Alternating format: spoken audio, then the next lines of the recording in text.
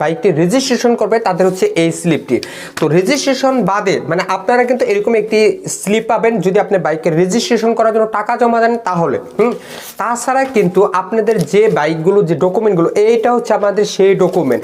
আমরা কিন্তু সবাই জানি যে ওয়ান টেস্টের একটি বাইক যখন আমরা কিনি এবং আসসালামু আলাইকুম, হ্যালো বাইকার, কিভাবে আমরা শোরুমের পেপার দিয়ে আমরা ওয়ান টেস্ট গাড়িগুলোর মালিকানা পরিবর্তন করতে পারি। এবং যে সকল ভাই ব্রাদার অনেকেই কিন্তু আমরা যে সেকেন্ড হ্যান্ড বাইকগুলো কিনে থাকি সেগুলোর কিন্তু ডিজিটাল নাম্বার প্লেট করা থাকে না। তো সেক্ষেত্রে অনেকেরই কিন্তু ধারণা যে একটি প্রথম মালিকের থেকে আপনি যদি একজন সেকেন্ড হ্যান্ড মালিক থাকেন তো সেক্ষেত্রে সেই বাইকটি যদি আপনি কিনতে চান তাহলে কিন্তু খুব সহজেই আপনি বিআরটিতে না গিয়ে কোনো হ্যাসাল না পেয়ে কিন্তু আপনি সেই বাইকের মালিকানা পরিবর্তন করে আপনার নিজের নামে, যারা নতুন এবং পুরাতন আছেন তাদের জন্য অনেকটাই হেল্পফুল হবে ইনশাআল্লাহ আজকের এই ভিডিওতে। এবং এই ভিডিওতে প্রপারলি আপনাদের কি কি পেপার এবং কি কি ডকুমেন্টগুলো আপনাদেরকে খেয়াল রাখতে হবে এবং সেই বাইকের যদি ডিজিটাল নাম্বার প্লেট না করা থাকে তাহলে কিন্তু আপনারা এই মালিকানা পরিবর্তনটি আপনারা সেই শোরুম থেকেই করাতে পারেন। ব্রাদার অলরেডি একটি সেকেন্ড হ্যান্ড বাইক কিনে ফেলছেন কিন্তু ডিজিটাল নাম্বার প্লেটটাই কিন্তু সেটি ওয়ান টেস্ট অবস্থায় আছে, সেই ওয়ান টেস্টের গাড়িগুলো আপনারা কিভাবে মালিকানা পরিবর্তন করবেন। তো অনেক ভাই ব্রাদার কিন্তু আমাদের পেজে অনেকে মেসেজ করছেন এবং আশা করি আমাদের এই পরিবারের যে সকল ভাই ব্রাদার যারা এই ধরনের হ্যাসেল আছেন কিংবা ওয়ান টেস্ট গাড়িগুলো কিনতে চাচ্ছেন সেগুলো মালিকানা পরিবর্তন করতে পারবেন কিনা, তো আশা করি আপনার জন্য অনেকটাই হেল্পফুল হবে। তো সর্বপ্রথম আমি আপনাদের আবারও বলে নিতেছি, যদি একটি সেকেন্ড হ্যান্ড বাইক আপনি কিনবেন তো অনেকেই কিন্তু আমরা কিনে ফেলি, দেখেছি আমাদের পরিচিত বা এলাকার কোনো ভাই ব্রাদারের একটি বাইক কিনে ফেলি কিন্তু সে এখন পর্যন্ত কোনো নাম্বার প্লেট করে নাই, মানে হচ্ছে বিআরটিতে তার পেপারগুলো যায় নাই কিন্তু তার ওয়ান টেস্ট অবস্থায় তার গাড়িটি আছে এবং সে যে শোরুম থেকে বাইকটি কিনছে সেই শোরুম থেকে কিন্তু আপনি কিন্তু খুব সহজে মালিকানা পরিবর্তন করতে পারেন। তো আপনাদেরকে আমি প্রথমত দেখাচ্ছি, যেহেতু আমার এই একটি বাইক, এটা হচ্ছে আপনার মানে যারা বাইকটি রেজিস্ট্রেশন করবে তাদের হচ্ছে এই স্লিপটি। তো রেজিস্ট্রেশন বাদে মানে আপনারা কিন্তু এরকম একটি স্লিপ পাবেন যদি আপনি বাইকের রেজিস্ট্রেশন করার জন্য টাকা জমা দেন তাহলে। তাছাড়া কিন্তু আপনাদের যে বাইকগুলো যে ডকুমেন্টগুলো এইটা হচ্ছে আমাদের সেই ডকুমেন্ট। আমরা কিন্তু সবাই জানি যে ওয়ান টেস্টের একটি বাইক যখন আমরা কিনি এবং শোরুম থেকে যে বাইকগুলো কিনবো তো সেগুলোর কিন্তু একটি ফাইল থাকে, প্রায় 40 পেজের একটি ফাইল থাকে। তো সেই ফাইলেই কিন্তু আপনার মেন অবশ্যই সেগুলোর মাধ্যমে কিন্তু আপনার মালিকানা পরিবর্তন করতে পারেন প্রথম থেকে। তো আমরা যখন আমরা সেই বাইকটি কিনবো মানে অলরেডি যারা কিনে ফেলছি যে আমাদের যে একটি বাইক কিনছি ওয়ান টেস্ট অবস্থায় আছে, তো ওয়ান টেস্ট অবস্থায় থাকার পরে প্রথমত হচ্ছে আপনার এই যে ডকুমেন্ট, এটি হচ্ছে আমার বাইকের ডকুমেন্ট এবং এটি হচ্ছে আমার যে শোরুমের যে গেট পাস বা এরকম কিন্তু অনেকগুলো ফাইল থাকে। তো এই ফাইলগুলো যদি থাকে তাহলে কিন্তু আপনাদের এই যে দেখতে পারতেছেন এটা কিন্তু আমাদের শোরুমের যে পেপারটা আছে, মানে হচ্ছে আমাদের বাইকের যে শোরুমের গেট পাস। তো এই গেট পাস দিয়ে কিন্তু আমরা মালিকানা পরিবর্তন করতে পারি খুব সহজেই, খুব তাড়াতাড়ি। তো আপনি এবং আপনি যার কাছ থেকে কিনছেন সেই মালিক মানে উভয় পক্ষে দুই মালিক মিলে কিন্তু আপনারা সেই শোরুমে চলে যাবেন। এখন আরেকটি কথা আছে, মানে সেই শোরুমে যখন আপনারা যাবেন তো যাওয়ার পরে আপনাদের ক্যাশ মেমো এবং আপনাদের যে বাইকের যে ডকুমেন্টটা আছে গেট পাস আরো অনেক যে পেপারগুলো আছে, প্রথমত কিন্তু আমরা জানি সবাই যে আপনাদের যে ক্যাশ মেমোটা যদি আপনি প্রথম মালিক হয়ে থাকেন আপনার নামে কিন্তু ক্যাশ মেমোটা অলরেডি রেডি হয়ে গেছে, কিন্তু সেখানে থেকে যদি আপনি সেই ক্যাশ মেমো থেকে যদি আপনি আগের যে মালিক মানে পুরাতন যে মালিকটা আছে তার নামটা কেটে যদি আপনি নতুন করে আরেকটি ক্যাশ মেমো তৈরি করেন তখন কিন্তু আপনার ঠিকানাটা মানে আগের মালিকের যে ঠিকানাটা আছে সেই জায়গায় শুধু আপনার ঠিকানাটা চলে যাবে, তাহলে কিন্তু আপনারা খুব সহজে মালিকানা পরিবর্তন করতে পারেন।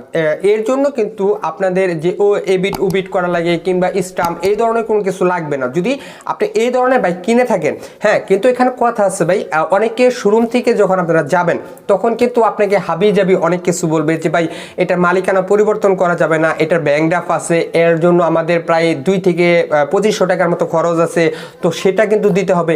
তো এটা কিন্তু আসলে তারা কিন্তু বলতে পারে যে একটি ক্যাশ মেমো যে তৈরি করবে, তো এই ক্ষেত্রে কিন্তু তার একটি অধিকার আছে। তো আপনি কিন্তু অল্প কিছু টাকার দিয়ে দিলে কিন্তু আপনাকে নতুন একটি পেপার করে দিবে, আপনাকে সেম এরকম একটি ক্যাশ মেমো করে দিবে। এটা হচ্ছে আমার বাইকের ক্যাশ মেমো এই যে এখানে আমাদের পুরো ডিটেলস লেখা আছে, আমার ঠিকানা, আমার বাইকের, আমার যে ক্যাশ মেমোটা এটা হচ্ছে আমার ক্যাশ মেমো, তারপর এটা হচ্ছে ক্যাশ মেমো। তো এটার মাধ্যমে কিন্তু আমার নামগুলো ঠিকানা আসছে। তো এটা কিন্তু আমার ওয়ান টেস্ট অবস্থায়। কিন্তু আপনারা যখন যদি কিছু বুঝিয়ে বলতে পারেন যে ভাই আমার যেহেতু প্রথম মালিক, আমরা দ্বিতীয় মালিক, আমরা উভয় পক্ষে চলে আসছি, এখন সে আমার বাইকটা বিক্রি করে দিতেছে, তো এই ক্ষেত্রে কিন্তু তিনি ব্যাংক ড্রাফট এখন পর্যন্ত করে নাই, মানে তিনি নাম্বার প্লেটের জন্য অ্যাপ্লাই করেন নাই, না যে নাম্বার প্লেটে যে টাকাটা সেটাও জমা দেয় নাই, শুধু তার যে ক্যাশ মেমোগুলো আছে, তার যে গেট পার মানে শোরুমের যে পেপারগুলো আছে সেগুলোই কিন্তু আছে। তো সেগুলো যদি আপনার নামে করে নেন এবং তাকে যদি কিছু টাকা দেন তাহলে কিন্তু আপনার নামে চলে আসবে। তো এতে করে আপনাকে বিআরটি থেকে, বিআরটির যে দালাল আছে কিংবা আপনাকে দৌড়াদৌড়ি এই হেসালগুলো পোহাতে হবে না। এখন আপনি যদি সেই পেপারগুলো আপনার নামে করে নিতে পারেন, মানে তার যে ডকুমেন্টগুলো আছে সেগুলো যদি আপনার নামে করে নিতে পারেন তাহলে কিন্তু খুব সহজেই এখন আপনি চাইলে আপনি সেই শোরুম থেকেও আপনার বাইকের রেজিস্ট্রেশন করতে পারেন কিংবা আপনি নিজে নিজে করতে পারেন। এখন আপনার যে শোরুম থেকে বাইকটি কিনছেন মূলত সেই বাইকের মানে ওয়ান টেস্ট অবস্থায় আছে, আমি আবারও বলতেছি ওয়ান টেস্ট অবস্থায় আছে, সেই বাইকের মালিকানা পরিবর্তন কিন্তু খুব সহজে করতে পারবেন। যদি সেটির নাম্বার চলে আসে অলরেডি তাহলে কিন্তু আপনাকে হ্যাসালটা পোহাতে হবে, কারণ এটা আপনার তার যে ডকুমেন্ট মানে আগের মালিকের যে ডকুমেন্টগুলো আছে সেগুলো কিন্তু বিআরটিতে চলে গেছে এবং তার নামে কিন্তু সবকিছু চলে আসছে। তো এটার নিয়মটা কিন্তু আলাদা। কিন্তু আমরা যারা ওয়ান টেস্ট যে গাড়িগুলো কিনে থাকি, পরিচিত ভাই ব্রাদার কিংবা বড় ভাই এলাকার, তো এই ধরনের বাইক যদি আপনি কিনে থাকেন তাহলে কিন্তু খুব সহজে এইভাবে এই প্রসেসেই কিন্তু আপনারা সেই শোরুম থেকে মালিকানা পরিবর্তন করতে পারেন। তো এর জন্য কিন্তু আপনাকে বিআরটির যে বাড়তি টাকাগুলো বা এবে টু বুট করা লাগে বা আর অনেক ডকুমেন্ট হাবিজাবি যে আপনার যে হ্যাসালগুলো এগুলো কিন্তু পোহাতে হবে না। তাই আমি আমারও বলতেছি এই কাগজগুলো কিন্তু এই পেপারগুলো কিন্তু সেই শোরুম থেকে দিতে চাইবে না, তারা কিন্তু বলবে যে ভাই আমাদেরও কিছু রুলস আছে বাট এই রুলসের বাইরে আছে, আমরা এটা করে দিতে পারবো না। আর যদিও করে দেয় তাহলে কিন্তু ওই যে আপনাদেরকে বললাম যে বাড়তি কিছু টাকা চাইবে। তো সেক্ষেত্রে আপনি যদি বিআরটি থেকে দালালের মাধ্যমে কিংবা আপনার দেখা গেছে যে অন্য অন্য ঝামেলা পোহাতে চান তো অল্প কিছু টাকার মাধ্যমে কিন্তু আপনার বাড়তি যে ঝামেলাটা এটা কিন্তু পোহাতে হলো না। আর এটার মালিকানা পরিবর্তন কিন্তু খুব সহজেই মাত্র 1 মাসের ভিতরে কিন্তু চলে আসবে। আমরা কিন্তু জানি যে প্রথম মালিকের যদি রেজিস্ট্রেশন করা থাকে, ডিজিটাল নাম্বার প্লেট সবকিছু করা থাকে, তো সেটার ফিঙ্গারপ্রিন্টের ডেট আস্তে আস্তে প্রায় আমাদের 6, 7, 8 মাস চলে যায়, এমন আছে 1 বছরও চলে যায় কিন্তু আমাদের ফিঙ্গারপ্রিন্টের ডেটই আসে না। আর যদিও ফিঙ্গারপ্রিন্ট আসে তার পরবর্তী তো আছে যে নাম্বার প্লেটটা অনেক দেরিতে আসে। কিন্তু আপনি যদি এই ওয়ান টেস্ট বাইকগুলো আপনার এলাকা থেকে কোনো ভাই ব্রাদার কাছ থেকে কিনে থাকেন কিন্তু খুব তাড়াতাড়ি রেজিস্ট্রেশন হয়ে আসবে, কারণ আপনি যে পরবর্তীতে সেই শোরুম থেকে যদি এইভাবে আপনাকে মালিকানা পরিবর্তন করে দেয়, মানে তাদের কিছু টাকা দিলেন, তো সেক্ষেত্রে আপনাদের নাম্বার প্লেট আসতে মিনিমাম 1 মাসের ভিতর আপনারা সবকিছু কমপ্লিট, ডিজিটাল নাম্বার প্লেট এবং ফিঙ্গারপ্রিন্ট সবকিছু কিন্তু চলে আসবে আপনার নামে। তো আশা করি যে সকল ভাই ব্রাদার যারা ওয়ান টেস্ট বাইকগুলো কিনতে চাচ্ছেন, যদি সেগুলো অরিজিনাল ডকুমেন্টগুলো থাকে শোরুম পেপারে, তাহলে এইভাবে আপনারা খুব সহজে কোনো হ্যাসাল ছাড়া 2023 সালে শুধু এই শোরুম মানে ক্যাশ মেমো দিয়ে কিন্তু আপনারা মালিকানা পরিবর্তন করতে পারেন ওয়ান টেস্ট বাইকগুলো। তো খুব সহজেই কিন্তু করতে পারেন সেগুলো। যদি নাম্বার প্লেট করা থাকে তাহলে সেই বাইকগুলো কিন্তু কখনোই আপনারা এই বাইকের মালিক থেকে মানে শোরুম থেকে কিন্তু এগুলোর মালিকানা পরিবর্তন করতে পারবেন না। তো ভিডিওটি এই পর্যন্তই ছিল। ভিডিও যদি ভালো লাগে অবশ্যই একটি like, comment, share and subscribe করবেন। আর অলরেডি যারা করছেন তাদেরকে জানাই অসংখ্য অসংখ্য ধন্যবাদ। ভালো থাকবেন, সুস্থ থাকবেন। আসসালামু আলাইকুম।